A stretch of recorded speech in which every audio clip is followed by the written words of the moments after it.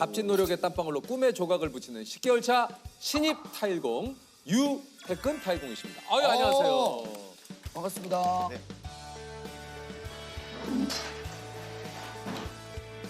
우로 2mm? 여기 오케이.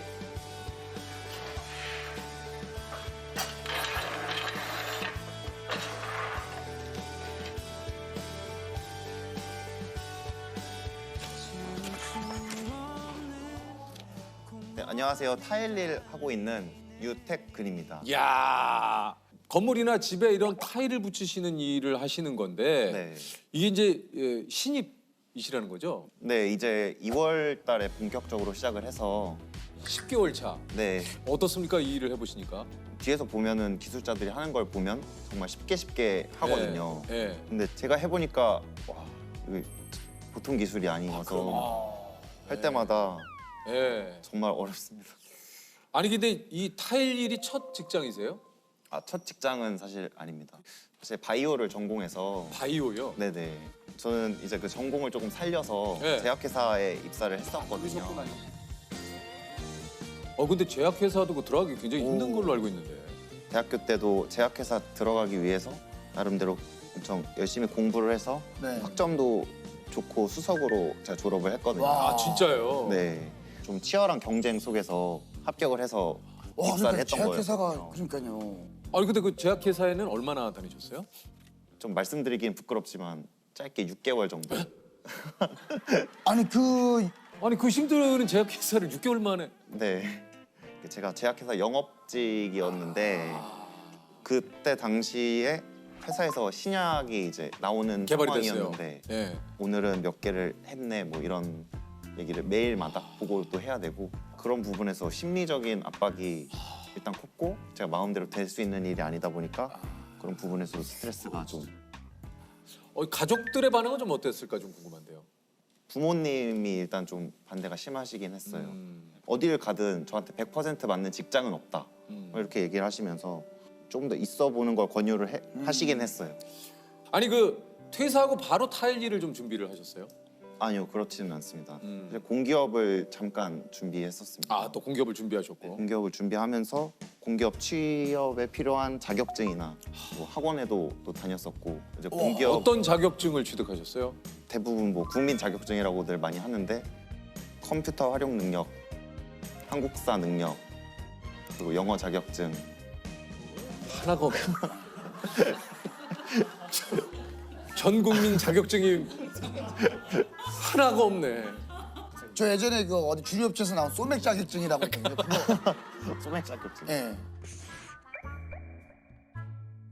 그 시간을 제가 옆에서 보진 않았지만 네네. 얼마나 고단했을까 이게. 근데 저기 얼굴은 지금 가슴이 더 고단해 보여. 제가 봤을 때는 우리 지윤 씨가 메이크업 자격증이 있는지 확인해 줘요. 내가 메이크업 자격증이 있는지를 다양하게 웃음을 주시네. 컨디션이 좋은데. 근데 이게 또 다 돈입니다. 이게. 맞아요. 저도 그 말씀하신 것처럼 경제적인 부담 때문에 네. 제가 낮에는 학원을 다녔고 이제 새벽에는 새벽 배송 알바를 했었어요. 그럼 잠을 몇 시간 주무신 거예요?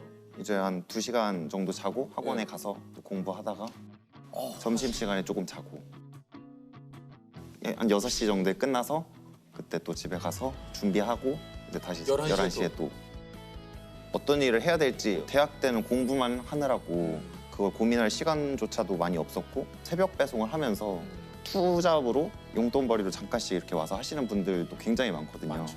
네. 그런 분들한테 진짜 이런저런 얘기도 많이 들어가면서 이제 저도 잠깐 회사에 있었지만 제 자리는 누군가로 쉽게 대체가 되더라고요. 그런 거를 보면서 저는 이제 제 스스로의 가치를 키워서 좀 남들과 대체될 수 없는 사람이고 싶다. 그때부터 제가 오래 할 수 있는 일 그런 부분에서 좀 집중을 했던 것 같아요. 주변 반응이 어땠습니까? 타일공을 하겠다라고 선언을 했을 때. 일단 되게 의아한 게 1순위였던 것 같아요. 그 왜냐면 전공하고는 또 전혀 다른 분야이기 때문에. 네, 몸쓰는 일을 아예 안 해봤던 것도 있고 현장님 이렇게 얘기가 돼버리는 거죠. 이제 네. 그때 윤우님께서 그 해주셨던 말 중에 제가 무슨 나에 대한 큰 애정 없는 사람들이 나에 대해서 이러쿵저러쿵 하는 얘기에 너무 흔들리지 않았으면 좋겠어요. 예. 그 얘기가 너무 와닿고 네네네. 너무 마음에 들어서 캡처도 해놓고 아 진짜. 그 말을 듣고 제가 타일을 할 수 있는 용기를 얻었거든요. 혹시 뭐 제 얘기 중에는 뭐 기억에 남는 게 없었습니까? 혹시나 뭐 저도 뭐 조금의 어떤 예, 조셉도 뭐 기억이 잘 안 나는데. 오늘은 좀 기억해. 네 오늘 가서 다시 한번 보고 예, 오늘 좀 다시 한번 방송 천천히 다시 슬로우 모션으로 네. 쭉 보면은 혹시나 네네네. 네 알겠습니다. 좀 가족분들은 좀 반응이 좀 어땠습니까? 퇴사한다고 했을 때보다 더 반대를 하셨어요. 진짜 아예 다른 길을 가려고 하니까 얘가 미쳤나 네. 뭐 이렇게 얘기를 하시기도 하고. 약간 좀 뭐 험한 말 좀 나왔습니까? 네네 뭐라고? 정신 안 차릴래. 저는 정신 차려서 타일을 한다고 했는데 나는 정신 차리고 타일을 하겠다는 건데 첫 출근한 현장은 좀 어땠습니까? 제가 첫 출근했던 현장이 목동 현대백화점에 있는 예. 현장이었는데 제가 처음이다 보니까 할 줄 아는 일이 없죠. 없잖아요. 그래서 힘쓰는 일 위주로 하고 뭐 타일 박스 까고, 하고 날르고 네, 청소하고 이런 네. 거 위주로 했는데 네. 그러다 보니까 시간이 또 빨리 가서 어. 그날은 좀 빨리 퇴근을 몇 했어요. 시에 퇴근했어요? 그날 제 기억으로 2시 정도에 오, 몇 시 출근인데요? 7시 반에 출근. 이거 봐. 왜냐면 이제 오. 고객 여러분들 오픈하기 전에 이제 빨리 네네네. 가서 네네. 작업을 해야 되니까. 네. 근데 그 기분 무지하게 좋잖아요. 저는 그래서 타일이 원래 이런 건가 해서 잘 선택했다 이렇게 생각을 했는데 왜냐면 뭐 2시에 딱 끝나니까. 네, 또 그렇지는 않더라고요. 아 그래요? 원래 그런 분위기는 아니더라고요. 그럼 보통은 평균적으로 어떻게 돼요? 시간이? 보통 7시 반에 현장 도착해서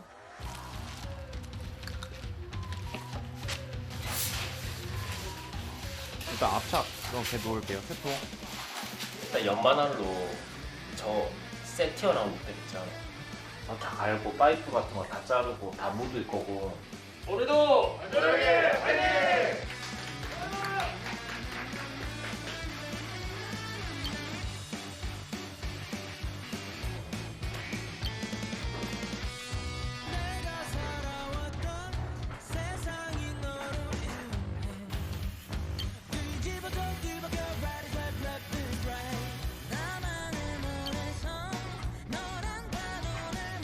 낭파리 하고 네. 이거 안에 들어가서 뜯어.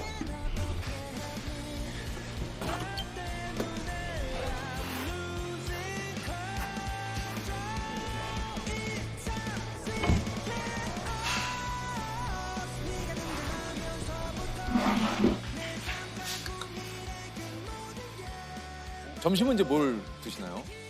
배달 음식 먹기도 하고 네. 현장 근처에 있는 식당 가기도 하고. 야, 근데 이게 같은 점심이어도 이거 몸 쓰잖아요. 네. 점심 꿀맛입니다. 맞습니다.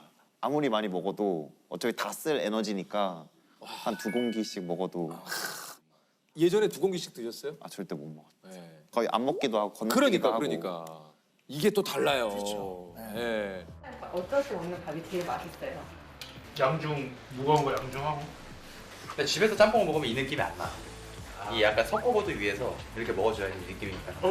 먼지도 좀 들어가요. 먼지 맛이지 거의 절반. 집에서도 스커버도 깔고 먹잖아. 그 보통 이제 우리 지금 팀원들도 그런 얘기 물어보실 거 아니에요. 전에 일 해봤어? 뭐 예를 들면 그거는 딱 이제 현장에서 하는 거 보면 답 나옵니다. 그럼 뭐라 그럽니까? 저 몸치라고. 잘 재능 못한다고? 없다고. 네네 재능 없다고. 재능이 없다고. 그렇게 얘기를 많이 들었었는데 요즘엔 또 에이스로. 10개월 만에 에이스 된 거예요?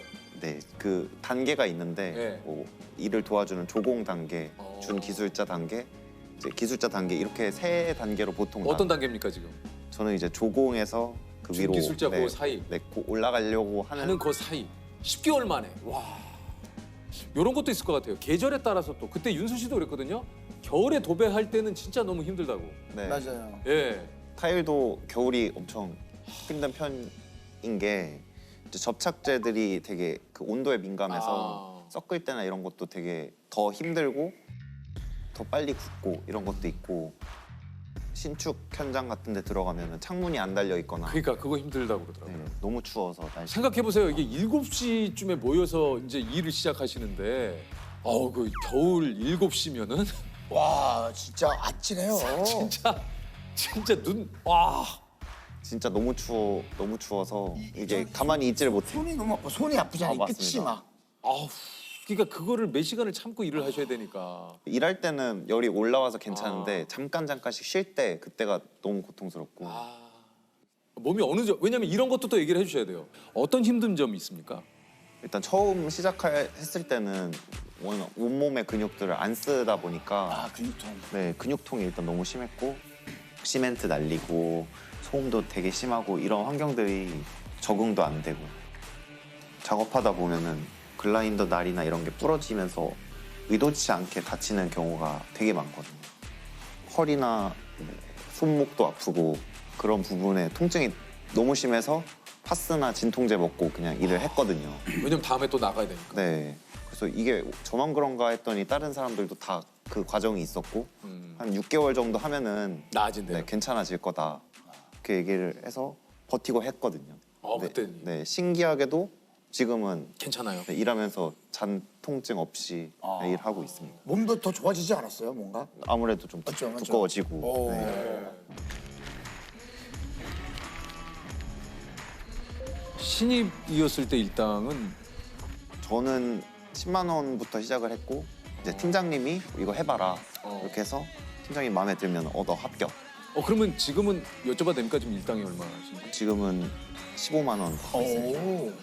아, 근데 얘기를 들으면 들을수록 진짜 대단하시네요, 이게. 그러니까 이게 참 그 뭔가 내가 잘할 수 있는 일을 이렇게 태근 씨처럼 찾아 나가고 열심히 하면 뭐 누가 뭐라고 한들 그게 무슨 의미가 있습니까? 그렇죠. 아 내가 지금 너무 즐겁고 행복하고 지금 태근 씨 그러신 거 아니에요? 네, 지금 아주 만족하고 있습니다.